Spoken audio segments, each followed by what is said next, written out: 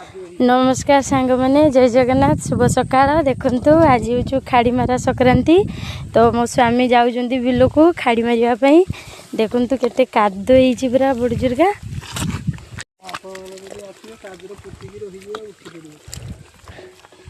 बापू कि कादो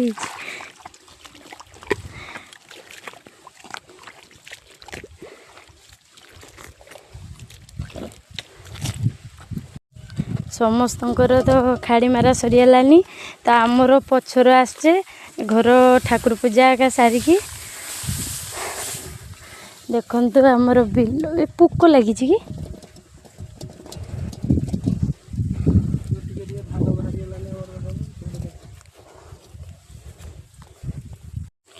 यहीटा गोटे पूरा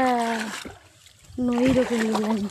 लोक जाए पूरा कादो होगलानी पानी गुड़ा आम बिलरे माने धान गछ एते मीठा लगुच षंड खाई पूरा जमा रखी ना पाखे पाखे देखते एवं मो स्वामी खाड़ी मारुचंदी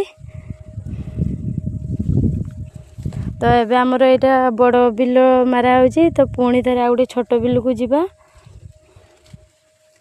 सोरिषा बजरू मूली धान फल खेजरू तुली जय माँ लक्ष्मी माँ भल की धान हुआ आपणकर भी खाड़ी मारी सारे कि नहीं कमेंट रे जणेबे तो देखु जाऊे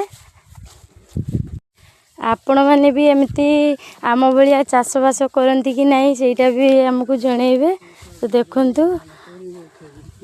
यहीटा भी गोटे केमती रोग लगी ना नहीं लोक नहीं मारी सारे तो आमर अलगा तांकर अलगा देखु जदि मो चैनल को भी सब्सक्राइब करनथिबे तो आपण मैंने सब्सक्राइब गोटे करिले भी मु आपण को आशीर्वाद रे मु बहुत ऊपर को जाई परिबी एबे पुणी आमे आउ गोटे बिल को गलु देखंतु पे घास गुडा को काटी के पूरा लोक नहीं सफा कर सालेनी एटा हमर शेष बिल देखंतु एटार आमे आसिक पहुँची गलुनी तो एबे आमे खाड़ी मारिबो देखो मो स्वामी मारुचंती तो मो जेजेबापा कहते जो खाड़ी मारे गले तो आमर गाई गोटे अच्छी तो ता ना बौला तापाई घास नहीं जावाई पड़ो तो एबे आमे घास काटबू कौटी भी तो नहीं पूरा सफा हो जाइए मुझे बहुत जगह घूरी घूरी आसली तो मुठे भी घास भी पाइली ना तो एबे आमे घर को फेरिकी जाऊँ आ गोटे कथा सांग मैंने मन रखु आगो को दीपावली आसूची तो आपण मानकर घर भी छोट छोट पिला मैंने थिबे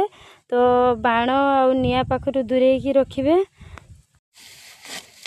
तो आम घास पाइलुनी तो ये आम अल्पका थिला तो ये काटिकी नहीं जीवु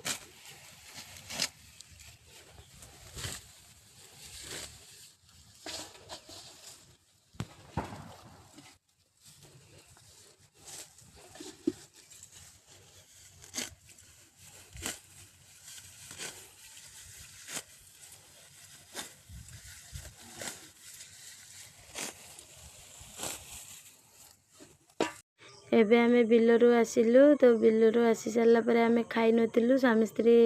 दुई जण खाइलु खाई सारा पर आम सासुमा कहले छोट छोट छुआ मैंने पिठा खाइबे कहउजंती तो किछि पिठा करिलोनी तापर आमे दुई जा मिसिकी पिठा करिलु देखंतु हमर कोन कोन पिठा होउजी प्रथमे आमे प्लान करलु जो चकुली पिठा करिया पई तो चकुली पिठा भी आमे तयारी करलु तापर जो आरिसा पिठा आमे तयारी करलु देखंतु आरिसा पिठाटा मु करिछि तो मु जानी तथापि टिके टिके भूली जाइली तो टिके खराब होइछि तो आपण माने जानिचंती कि नहीं टिके कमेंट रे जणांतु जोर शहर पूरा पिठा